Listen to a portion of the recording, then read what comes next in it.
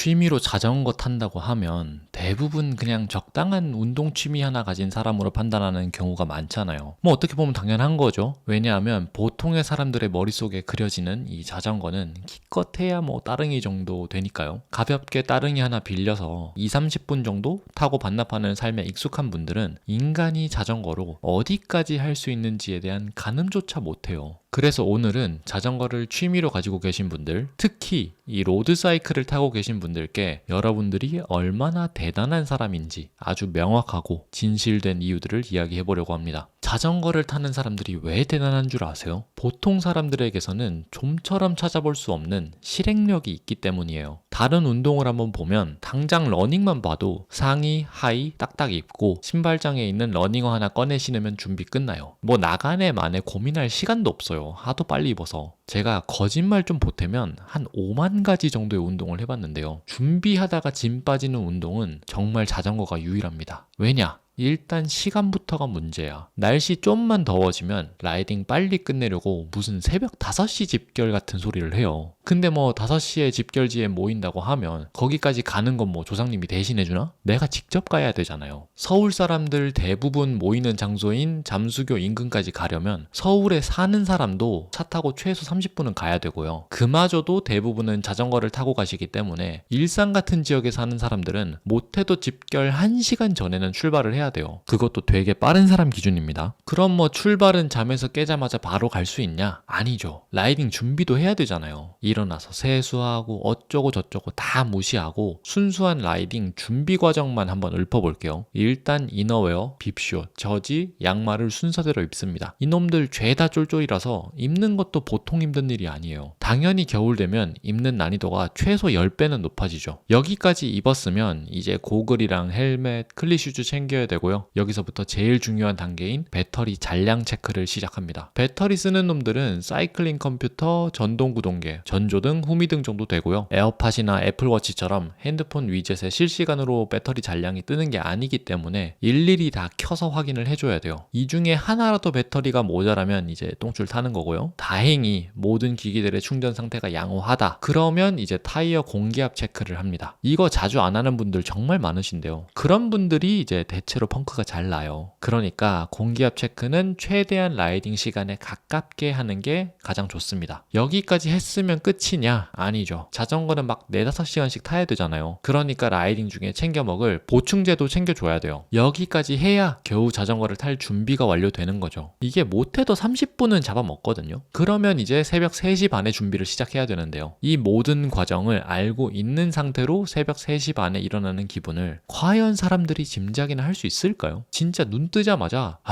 오늘 그냥 아프다 하고 나가지 말까? 집에서 로라만 타도 되잖아 같은 온갖 유혹을 무려 1시간 반이나 이겨내면서 준비를 해야 돼요. 그래서 저는 자전거를 취미로 타시는 분들이 유혹에 굴하지 않고 자신이 계획한 일을 강단 있게 추진할 수 있는 대단한 사람이라는 점을 꼭 말씀드리고 싶었어요. 그런데 그거 아세요? 이 엄청난 실행력도 지금 말씀드릴 두 번째 특징에 비하면 아무것도 아니에요. 자전거 타는 사람들이 진짜 대단한 사람인 두 번째 이유, 바로 지독한 끈기입니다. 이 자전거는 말이죠, 수영이랑은 다르게 배울 자세가 그렇게 많지 않아요. 대부분의 운동은 다양한 형태의 주법이나 테크닉이 존재하고요. 그걸 꾸준히 연마하고 교정하면서 실력을 갖춰나가는데요. 자전거는 사실 테크닉이랄 게 별로 없어요. 안장에 앉아서 양손을 핸들바 위에 얹고 페달을 굴려요. 솔직히 이게 전부라고 해도 과언은 아니에요. 물론 각자의 신체 조건이나 유연성에 따라서 안장의 높이나 핸들까지의 거리, 이상적인 무릎 각도 같은 게 존재하기는 하지만 결국 이마저도 신체 구조가 받쳐주지 못한다면 그냥 주어진 여건 안에서 가장 편안한 피팅을 찾아가는 거, 그거 말고는 페달링하는 방법은 똑같거든요. 이게 무슨 의미인지 이제 좀 감이 오시나요? 바로 자전거는 라이딩을 시작하는 순간부터 끝나는 순간까지 똑같은 자세로 자전거를 타게 된다는 거예요. 그게 30분이 되었든 3시간이 되었든 30시간이 되었든 말이에요. 물론 사이사이에 댄싱이라고 하는 안장에서 엉덩이를 떼고 살짝 서서 타는 느낌으로 이 경직된 근육을 풀어주고 안 쓰던 근육을 개입시켜서 자주 쓰는 근육에 쉬는 시간을 시간을 주기는 하는데요. 그래봤자 전체 라이딩 시간의 5%? 많이 쳐줘도 한 10% 정도밖에 안 될 거예요. 왜냐하면 댄싱이 쉬는 구간 같아 보이겠지만 사실은 에너지를 더 많이 소모하는 행위라서 유지하면 유지할수록 주행 가는 거리가 점점 줄어들거든요. 그러다 보니까 최대한 안장에 앉아서 동일한 페달링 자세를 유지해야 되는데 이게 얼마나 고통스럽고 지독한 일인지 해보지 않은 사람은 절대 몰라요. 하지만 그런 가학적인 상황이 자전거 타는 사람들에게는 꽤나 익숙한 일이거든요. 아무리 힘들고 지쳐도 스스로에게 속삭입니다. 너는 힘들지 않다. 힘든 걸로 사람 죽지 않는다. 저기 앞에 있는 가로등까지만 버텨보자. 그 다음은 어떻게든 되겠지. 라면서 정말 초인적인 끈기를 유지하면서 계속 페달을 밟아요. 그런데 이런 경험들이 말이죠. 우리의 머릿속에 점점 축적이 되면서 자전거가 아닌 다른 일을 할 때에도 자주 발현이 된다고 하더라고요. 학생이라면 시험 공부를 할 때도, 취준생이라면 끝이 나지 않을 것 같은 면접 준비를 할 때도, 하기 싫지만 반드시 해야 되는 일이 있을 때 자전거를 타는 사람들은 마음가짐 자체가 다른 사람들이랑 차원이 다르다는 거죠. 제 친구들은 항상 그런 말을 해요. 야, 내가 대만 가서 어필만 100km를 자전거 타고 올라간 사람이야. 이까짓 게 뭐 대수라고. 그냥 하면 되지. 이렇게 타이완콤 뿐만 아니라 설악 그란폰도, 국토종주, 랜도너스, 백두대간 울트라로드 같은 자전거 하나 타고 막 400km, 800km, 1200km를 자기 힘으로 달려본 사람들에게 이보다 더 지독한 끈기를 필요로 하는 일이 있을까요? 그래서 저는 친구들이 자전거 타는 애인이 생겼다고 하면 꼭 해주는 이야기가 있어요. 그 사람 다른 건 몰라도 끈기 하나는 기가 막힐 거다. 자전거 타는 사람이 진짜 대단한 사람인 세 번째 이유, 바로 변수를 스스로 통제하는 위기 관리 능력입니다. 운동뿐만 아니라 우리가 어떤 행위를 함에 있어서 가장 통제를 잘해야 되는 요소 중에 하나가 바로 변수일 거예요. 예를 들어 해외여행을 계획했다면 비행기를 놓친다던가 도착했을 때 머물 숙소라던가 환전은 얼마를 해가고 혹시나 현금이 모자랄 때를 대비해 해외 결제가 가능한 신용카드를 준비하고, 그런 모든 게 순탄하게 흘러가기 위한 준비들을 정말 많이 하거든요. 이렇게 내가 목표한 바를 이루는 과정에 발생할 수 있는 방해 요소들을 얼마나 잘 관리하는지가 목표 달성에 있어 얼마나 중요한지는 제가 굳이 설명하지 않아도 모두들 너무나 잘 아실 거예요. 그러니까 당연히 운동을 할 때도 변수 통제, 그리고 위기 대처 능력은 정말 중요하고 필요한 덕목인데요. 이게 또 자전거만큼 상황 판단력을 빈번하게 또 다양한 형태로 요구하는 운동이 없어요. 몇 가지 위험 요소를 살펴볼게요. 제일 큰 위험 요소, 도로 위의 바퀴들이죠. 자전거는 가장자리 차선을 달리게 되는 경우가 정말 많은데요. 그 도로 위에 또 누가 달리고 있냐면 말이죠. 자동차, 버스, 덤프트럭, 그나마 좀 가벼운 녀석이 오토바이겠네요. 이 몇백 킬로 혹은 몇 톤씩 나가는 이 거대한 쇳덩어리들이 우리 옆을 지나다니면서 골목길로 들어가고 또 나오고, 당연히 다들 주변을 확인을 하고 드나드시는 거지만 가끔은 자전거가 너무 작아서 식별이 안 되는 경우도 있잖아요. 그렇게 갑자기 내 앞으로 차가 들어올 때 감속을 얼마나 할지, 어디로 피할지를 정말 짧은 시간에 판단하고 실행에 옮겨야 하고요. 그에 앞서서